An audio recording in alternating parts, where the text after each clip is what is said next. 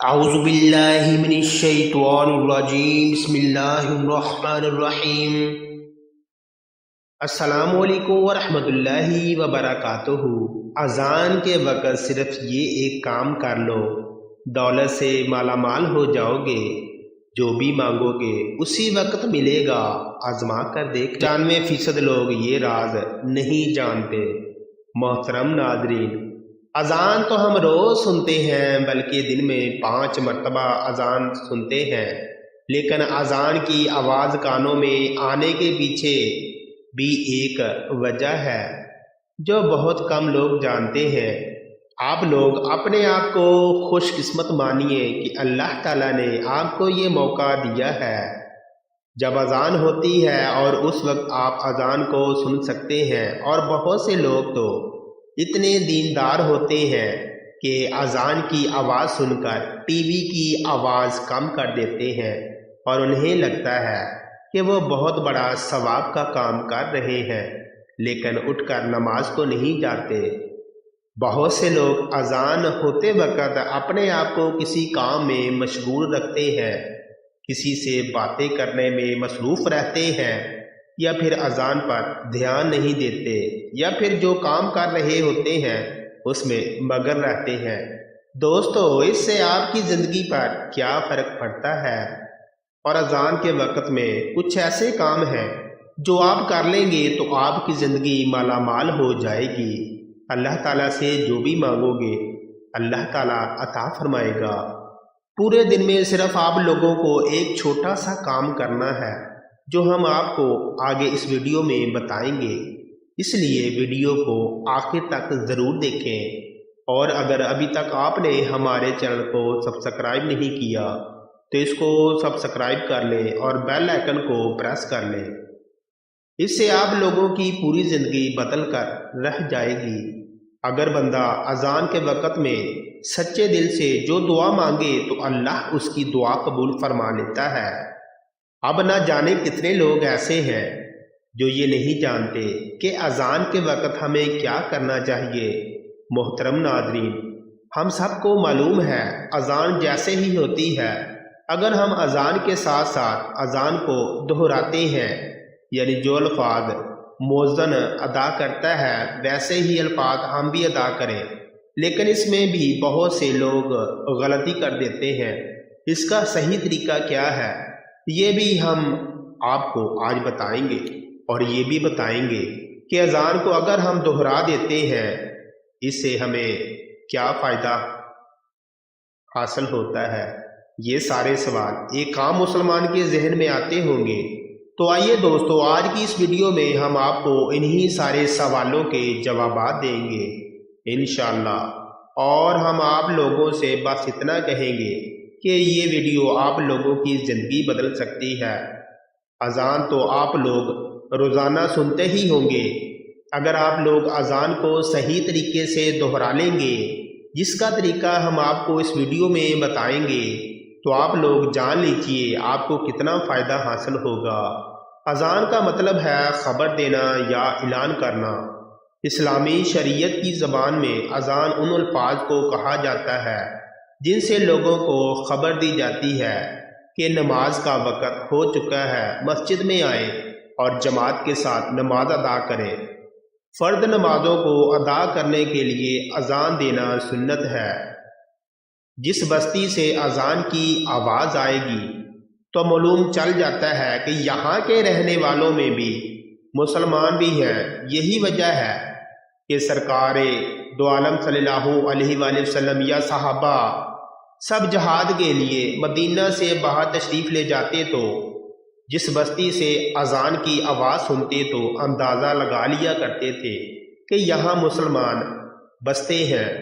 حدیث پاک میں آتا ہے کہ حضور پاک صلی اللہ علیہ وآلہ وسلم نے فرمایا، جب تم بلال کو اذان و اقامت کہتے سنا کرو تو جس طرح وہ کہتا ہے تم بھی کہو، اللہ تمہارے لیے ہر کلمے کے بدلے 1,00,000 نیکیاں لکھے گا اور 1,000 درجات بلند فرمائے گا اور 1,000 گناہ مٹا دے گا۔ یہ سن کر خواتین عرض کرنے لگی، یا رسول اللہ صلی اللہ علیہ وآلہ وسلم، یہ تو صرف عورتوں کے لیے ہے، مردوں کے لیے کیا ہے؟ تو آپ صلی اللہ علیہ وآلہ وسلم نے فرمایا مردوں کے لیے دگنا ہے، یعنی کہ مردوں کو اس کا دگنا ثواب ملے گا۔ اس بات کا کمنٹ باکس میں سبحان اللہ ضرور لکھ دیں۔ محترم ناظرین، اب آج کل ہم یہ دیکھ رہے ہیں کہ ہم قدم قدم پر گناہ کر رہے ہیں، اور اگر اذان ہوتی ہے اور ہم اس کو صحیح طریقے سے دہرا لیتے ہیں تو عورتوں کو ایک کلمے کے بدلے 1,00,000 نیکیاں ملیں گی، اور 1,000 درجات بلند ہوں گے، اور 1,000 گناہ مٹا دیے جائیں گے، اور مردوں کو اس کا دگنا ملے گا۔ تو سوچو، جس وقت میں اذان ہوتی ہے اس وقت ہم کیا کھوتے ہیں اور کیا پاتے ہیں۔ اذان کو دہرانے کے کچھ اور بھی فائدے ہیں، وہ آپ لوگ دھیان سے سن لیجئے۔ محترم، اس کا جواب کیسے دیا جاتا ہے؟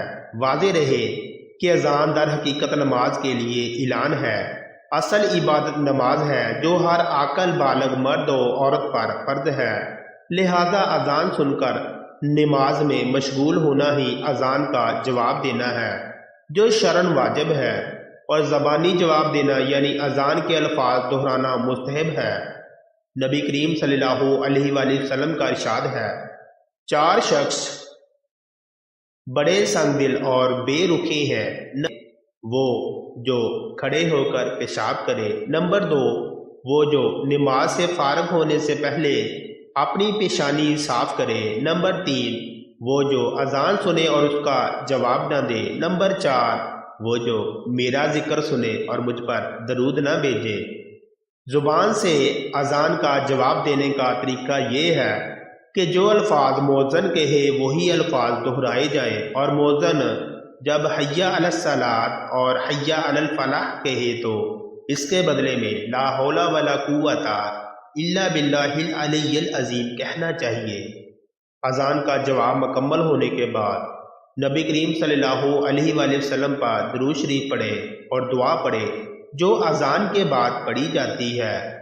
حضرت جابر بن عبداللہ رضی اللہ تعالیٰ عنہ سے روایت ہے کہ نبی کریم صلی اللہ علیہ وآلہ وسلم نے ارشاد فرمایا، جو شخص اذان سن کر یہ کلمات کہے گا وہ قیامت کے دن میری شفاعت کا مستحق ہوگا۔ جو شخص اذان کے بعد کی دعا پڑھے اور پھر ہاتھ اٹھا کر اللہ تبارک و تعالیٰ سے دعا مانگے تو اللہ تعالیٰ اسے کبھی بھی مایوس نہیں کرے گا، وہ جو مانگے گا اللہ تبارک و تعالیٰ اسے عطا کر دے گا۔ اس لیے آپ کو چاہیے کہ جب بھی اذان ہو رہی ہو تو آپ جو کر رہے ہیں اسے وہی روک دیں اور اذان کو پورا سنیے اور اس کو دہرائیے۔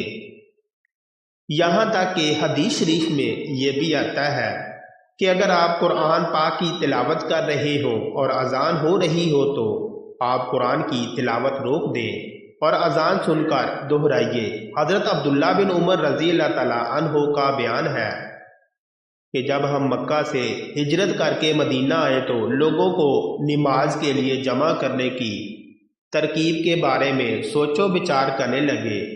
لوگوں نے اپنی اپنی الگ الگ رائے پیش کی۔ کچھ صحابہ کرام نے رات کو خواب میں فرشتوں کی زبان سے کچھ ایسے الفاظ سنے جب انہوں نے اللہ کے رسول صلی اللہ علیہ وآلہ وسلم سے بیان کیا تو آپ صلی اللہ علیہ وآلہ وسلم بہت خوش ہوئے اور حضرت بلال رضی اللہ تعالیٰ عنہ کو بلا کر فرمایا، اب نماز کے وقت تم یہی الفاظ بلند آواز سے ادا کیا کرو۔ چنانچہ وہی الفاظ قیامت تک کے لیے اذان بن گئے جو پوری دنیا میں ادا کیے جاتے ہیں۔ حضرت معاویہ رضی اللہ تعالیٰ عنہ کا بیان ہے کہ میں نے اللہ کے رسول صلی اللہ علیہ وآلہ وسلم کو فرماتے ہوئے سنا ہے کہ قیامت کے دن اذان دینے والوں کی گردنیں سب سے اونچی ہوں گی۔ اس بات سے معلوم ہو جائے گا کہ یہ لوگ دنیا میں اذان پڑھا کرتے تھے۔ اللہ کی طرف سے اذان پڑھنے والوں کے لیے بہت بڑا اعزاز ہوگا۔ اسی طرح ایک اور حدیث میں آیا ہے کہ مؤذن یعنی اذان دینے والے کی آواز جہاں تک پہنچتی ہے وہاں تک ساری چیزیں جیسے انسان، جن اور دوسری مخلوق سبھی قیامت کے دن اس کے ایمان کی گواہی دیں گے۔ اذان کی آواز سنتے ہی خاموش ہو جائیں اور اذان کے کلمات کا جواب دیں۔ اذان کا جواب دینا واجب ہے۔ اگر کئی مسجدوں سے اذان کی آواز سنائی دے تو صرف ایک ہی اذان کا جواب دینا کافی ہے۔